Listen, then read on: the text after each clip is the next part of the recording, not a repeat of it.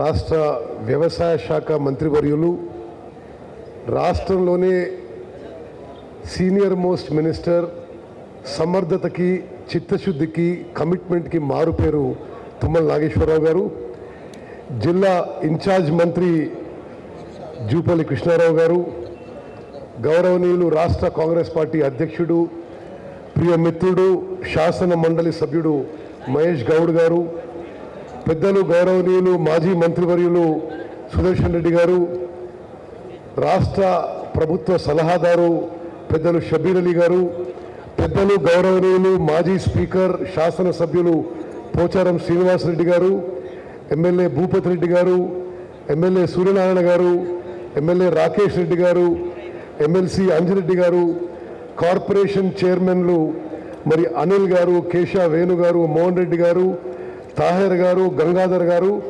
అదేవిధంగా అన్వేష్ రెడ్డి గారు, జిల్లా కలెక్టర్లు, అధికారులు, నాకు ఎంతో ప్రియమైన రైతు సోదరులు, అన్నలు, తమ్ముళ్ళు, అక్కలు, చెల్లెలు, అందరికీ నమస్కారం.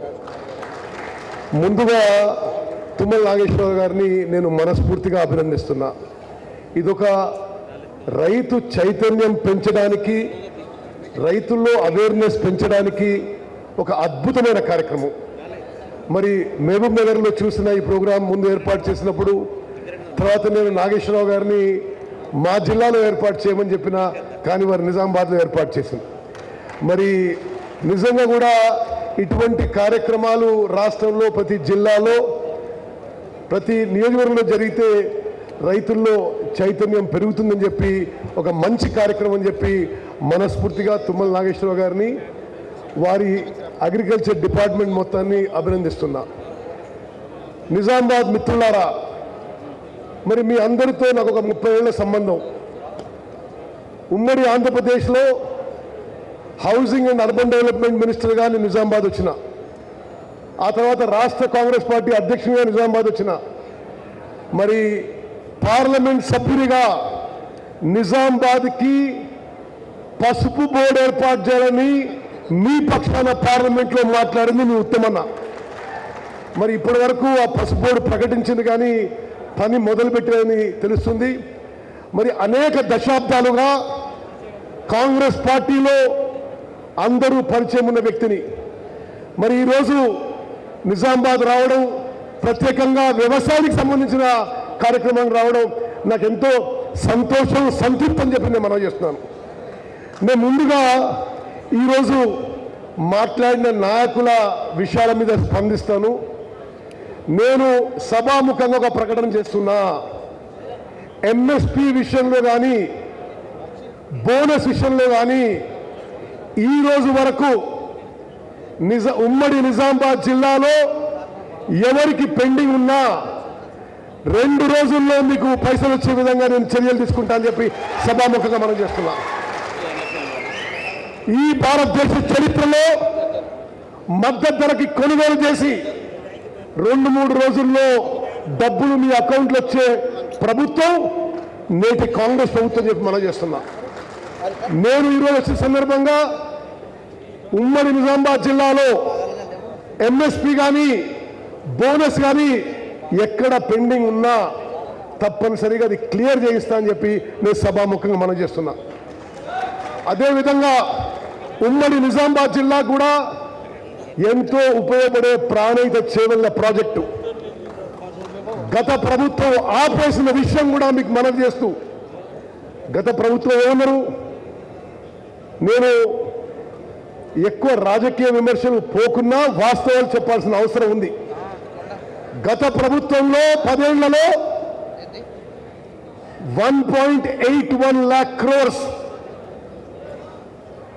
1.81 lakh crores ఖర్చు పెట్టి ఇరిగేషన్లో నామమాత్రం పనులు చేసిండ్రు.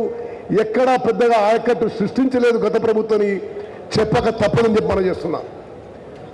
వాళ్ళ రోజు కాళేశ్వరం ప్రాజెక్టు మొదలుపెట్టినప్పుడు మేడిగడ్డ బ్యారేజ్ 100 మీటర్ల హైట్లో కడతామని, తుమ్మడి ఎట్టి దగ్గర యథావిధిగా 148 హైట్లో కడతామని చెప్పి హామీ ఇచ్చి పనులు మొదలుపెట్టినరు. గత 10 ఏళ్లలో ప్రాణహిత చేవళ్ల ప్రాజెక్ట్కి తట్టెడు మట్టి పని కూడా చేయలేదు. ఉమ్మడి నిజామాబాద్ జిల్లాకి ఎంతో ఉపయోగపడే ప్రాణహిత చేవెళ్ల ప్రాజెక్టు 1-2 నెలల్లో పనులు మొదలుపెట్టి మా టైంలో మా టర్మ్లో మేము పూర్తి చేస్తామని చెప్పి సభాముఖంగా నేను మాటిస్తున్నాను. అదేవిధంగా మిత్రులారా, షబీర్ అలీ గారు కోరినట్టుగా 22 కోట్లు ఒక ప్యాకేజీకి పెండింగ్ ఉన్నాయని అది వెంటనే విడుదల చేస్తామని చెప్పి కూడా నేను మనవి చేస్తున్నా. రాకేష్ రెడ్డి గారు చెప్పిండ్రు ఎక్కడో కొన్ని చోట్ల గన్నీ బ్యాగ్స్ లేవని. రాష్ట్రంలో సరిపోను స్టాక్ ఉంది. ఎక్కడన్నా అధికారుల నిర్లక్ష్యం వల్ల బస్తాలు గన్నీ బ్యాగ్స్ చేరకుంటే వెంటనే అధికారులను సస్పెండ్ చేస్తామని చెప్పి కూడా సభాముఖంగా మనం చేస్తున్నా. ఈ రాష్ట్రంలో ఏ ప్రొక్యూర్మెంట్ సెంటర్లో గన్నీ బ్యాగ్స్ కొరత ఇవ్వడానికి వీల్లేదు. జిల్లా కలెక్టర్లకు విజ్ఞప్తి చేస్తున్నా, మీ ఉమ్మడి నిజామాబాద్ జిల్లాలో మీరు ఒకసారి రివ్యూ చేసుకొని ఎక్కడ గన్నీ బ్యాగ్స్ కానీ ప్రొక్యూర్మెంట్ సెంటర్స్కి ఏ ఇన్ఫ్రాస్ట్రక్చర్ షార్టేజ్ ఉన్నా 24 గంటల్లో మీకు ఆ షార్టేజ్ పూర్తి చేస్తామని చెప్పి సభాముఖంగా మాటిస్తున్నాము. అదేవిధంగా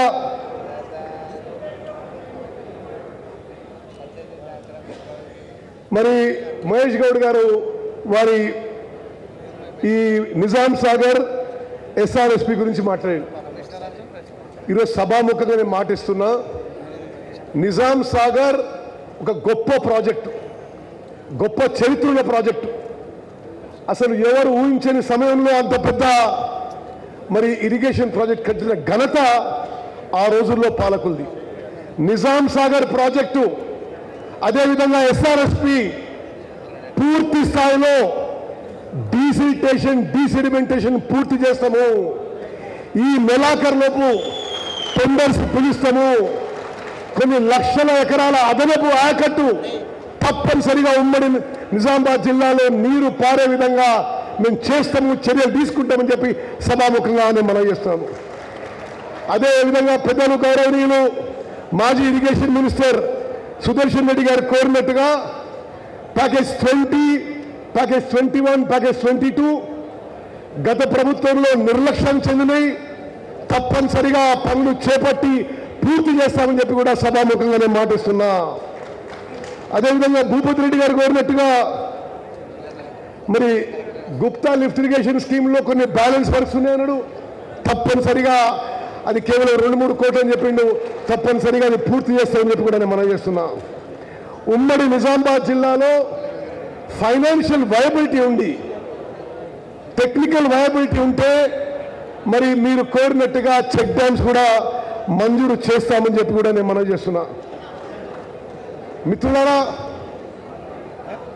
మన ప్రభుత్వం, మన కాంగ్రెస్ ప్రభుత్వం మహేష్ గౌడ్ గారు చెప్పినట్టుగా రైతులు మీరు పెద్ద సంఖ్యలో మమ్మల్ని ఎన్నుకున్నందుకే మేము ఇక్కడ కూర్చున్నాం.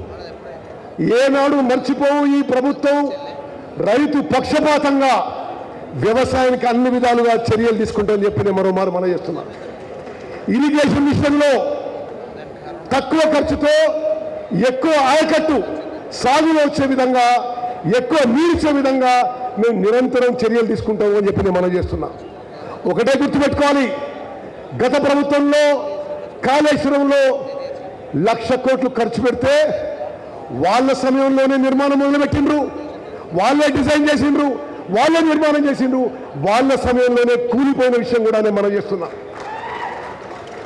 మేడిగడ్డ బ్యారేజ్ కూలిపోయిన తర్వాత, మేడిగడ్డ, సుందిల్లా, అన్నారం బ్యారేజ్లు కూలిపోయిన తర్వాత, నిరుపేదలు చెందిన తర్వాత 1,00,000 కోట్లు మనని, మన పిల్లల్ని, వాళ్ళ పిల్లల్ని తాకట్టు పెట్టి అప్పు తీసుకొచ్చి కట్టిన ఈ ప్రాజెక్టు కూలిపోయిన తర్వాతగా మరి వాళ్ళు మాట్లాడుతుంటే ఏమన్నా అర్థం కావడం లేదు.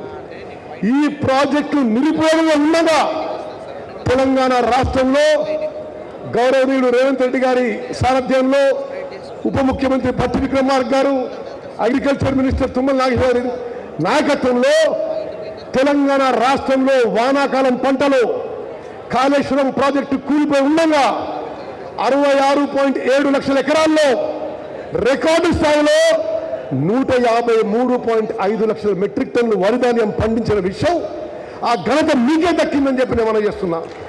స్వతంత్ర భారతదేశంలో ఏ పంటలో కూడా, ఏ రాష్ట్రంలో కూడా, ఉమ్మడి ఆంధ్రప్రదేశ్లో కూడా, తెలంగాణలో కూడా అంత పంట పండలేదని చెప్పి నేను మనం చేస్తున్నా. ఇది కాళేశ్వరం ప్రాజెక్టు కూలిపోయి ఉండగా వానాకాలంలో 153.5 లక్షల మెట్రిక్ టన్నులు పండితే ఇప్పుడు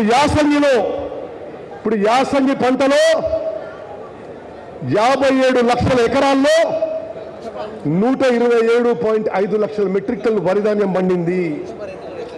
అంటే స్వతంత్ర భారతదేశంలో ఏ రాష్ట్రంలో పండని విధంగా ఈరోజు తెలంగాణలో వానాకాలం యాసంగి పంట కలిపి 281 లక్షల మెట్రిక్ టన్నులు వరి ధాన్యం పండించిన ఘనత మీ అందరినీ మూల కాంగ్రెస్ ప్రభుత్వం అని చెప్పి నేను మనం చేస్తున్నా. ఇది భారతదేశంలోనే ఒక రికార్డు. మీడియా మిత్రులారా, ఈ అంకెలు మీరు ప్రత్యేకంగా రాసుకోవాలి.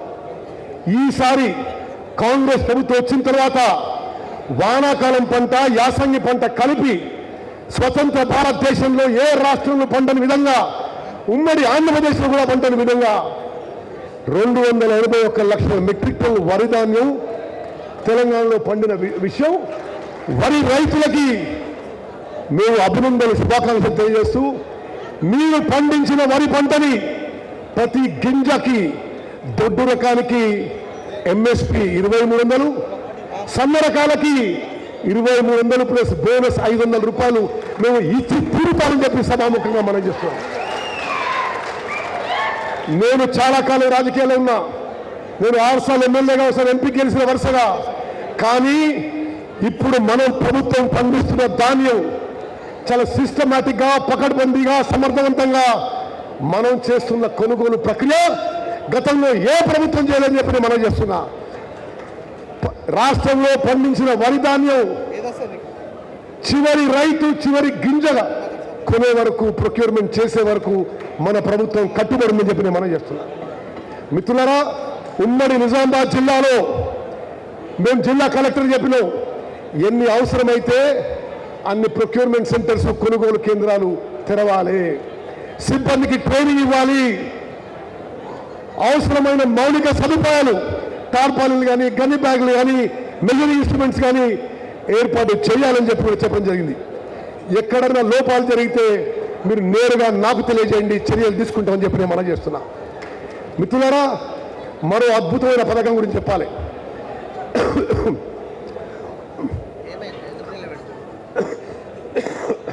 వానాకాలం పంటలో పండిన సన్న రకాలకి మన ప్రభుత్వం 500 రూపాయల బోనస్ ఇచ్చి ఆ వడ్లని మిల్లింగ్ చేయించి భారతదేశంలోనే మొదటిసారి, ఇది జాగ్రత్త ఉండాలి మీరు, భారతదేశంలోనే మొదటిసారి నిరుపేదలకి, లోవర్ మిడిల్ క్లాస్కి సన్న రకం బియ్యం, మంచి క్వాలిటీ సన్న రకం బియ్యం ఇచ్చే ప్రభుత్వం మన కాంగ్రెస్ ప్రభుత్వం చెప్పి మనం చేస్తున్నాం. ఈ భారతదేశంలో 29 రాష్ట్రాల్లో ఎక్కడ కూడా మంచి క్వాలిటీ సన్న రకం బియ్యం ఇవ్వడం లేదని చెప్పి మనం చేస్తున్నాం. గతంలో ఏం జరిగేది, సంవత్సరానికి ఈ దొడ్డు రకం బియ్యం ఇస్తూ కోర్స్ గ్రెయిన్స్ ఇస్తూ 10,665 కోట్లు ప్రభుత్వాలు ఖర్చు పెట్టేవి. కానీ దురదృష్టవశాత్తు ఆనాడు రాష్ట్రంలో 2,81,00,000 మందికి ప్రతి ఒక్కరికి దొడ్డు రకం బియ్యం 6 కిలోలు బియ్యం ఉచితంగా ఇచ్చేది. కానీ మీ అందరికీ తెలుసు, రాష్ట్రంలో వచ్చే బియ్యం, గతంలో ఇచ్చే దొడ్డు బియ్యం 70 నుంచి 80% జనం తినకపోయేవారు. లబ్ధిదారులు అమ్ముకోవడమో, రేషన్ డీలర్ అమ్ముకోవడమో అక్రమ వ్యాపారాలకి, దందాలకు దోహదపడే విధంగా సిస్టమ్ ఉండేది. రీసైక్లింగ్ జరిగేది, కోళ్ల ఫారాలకు అమ్ముకునేది, బీర్ కంపెనీలకు అమ్ముకునేది. రకరకాలుగా జరిగిన ఆ వ్యవస్థని ఫుల్ స్టాప్ పెట్టి మన ప్రభుత్వం, మన కాంగ్రెస్ ప్రభుత్వం, రేవంత్ రెడ్డి గారు, బట్టి విక్రమార్క నాయకత్వంలో మన కాంగ్రెస్ ప్రభుత్వం ఒక చారిత్రాత్మక మార్పు తీసుకొచ్చినాము, ఒక విప్లవాత్మక మార్పు తీసుకొచ్చినాము.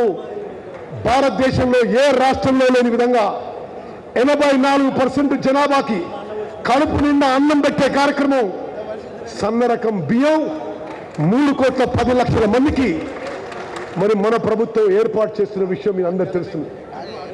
ఎక్కడ లేని ఈ భారతదేశంలో ఎక్కడ లేని వ్యవస్థ.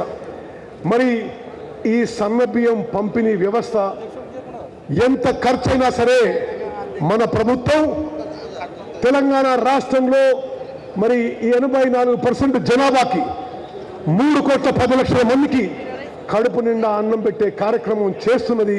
మీరు గమనించాలి, అది ప్రజల్లోకి తీసుకుపోవాలని చెప్పి మీ అందరికీ నేను చేతులెత్తి నమస్కరించి విజ్ఞప్తి చేస్తున్నా. మరి చివరిగా మిత్రులారా, ఉమ్మడి నిజామాబాద్ జిల్లా గొప్ప జిల్లా, అద్భుత చరిత్ర జిల్లా. ఇక్కడ రైతులు చైతన్యవంతులు, రాజకీయం కూడా అన్ని విధాలుగా చైతన్యం ఉన్న జిల్లా. ఈ జిల్లా నుంచి గొప్ప గొప్ప వాళ్ళు ఈ రాష్ట్రాన్ని ఏలిండ్రు. మరి ఈ జిల్లాలకు రావడం, మీ అందరితో కొంత సమయం గడపడం నాకు ఎంతో సంతోషం, సంతృప్తం మనం చేస్తూ, ఇరిగేషన్ విషయంలో, కొనుగోలు విషయంలో, రేషన్ విషయంలో మరి ఉమ్మడి నిజామాబాద్ జిల్లాలో ఈరోజు మీ ప్రజాపతులు మాట్లాడిన విషయాలన్నీ జాగ్రత్తగా గమనించినో నోట్ చేసుకున్నాం.